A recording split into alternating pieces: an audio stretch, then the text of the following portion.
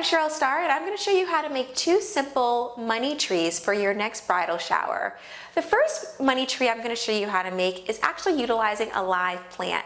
I chose a rose plant because I like roses, and what's really nice about choosing a live plant for a money tree is that when everything is said and done and the event's over, you can actually give it to the bride so she can plant it at her home or on her patio or in her garden, or just keep it around in her home in a pot. But basically she always has a reminder of the wonderful event and all of her wonderful friends who came out and supported her for her big engagement and her big day. So utilizing a rose plant is a really great money tree or potential money tree because they just need a lot of sunlight and some water, and they usually do pretty well. But for a money tree, it's usually pretty simple. What I like to do is take small envelopes and punch a little hole in them. And once your guests place their money into the envelope, you can just take some ribbon and tie it to the tree. The reason I like to use envelopes instead of utilizing a clothespin or a clip on the actual plant is because some guests don't always feel comfortable giving money. And in those cases, you can just allow the guests to give a little note of good wishes to the bride, and they can put that in the envelope instead of money if they don't feel comfortable giving cash or a check.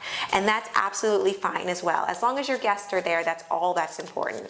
So you take the envelope and some ribbon, and you pick any branch of the tree, doesn't matter high or low, and you just tie it to it. It is that simple for a live plant. There's not a lot of mess or fuss with a live plant, and you just duplicate that around with your guests. The second tree I'm going to show you how to make, the second money tree, is actually utilizing fake plants. Non-live plants, and I like plants with a lot of color, so I pull these fake flowers that have these beautiful pink blossoms on them, and what we're going to do is use a very tall vase, and we're going to pour in just some beads that you can get from a craft store or a home decor store, and we're going to pour them right into the vase. I'm actually using 2 different colors of beads, so I'm using a clear and then a frosted. And then I'm just going to end with a dark purple because I want to have a little color. And if you want to mix the beads up and actually get a sort of unified mix of colors, you can do that as well. I'm just keeping them separated. And once you have all the beads in your large vase or vase, depending on where you're from, you just take your branches and just stick them down there. Just give them a good push, one after the other.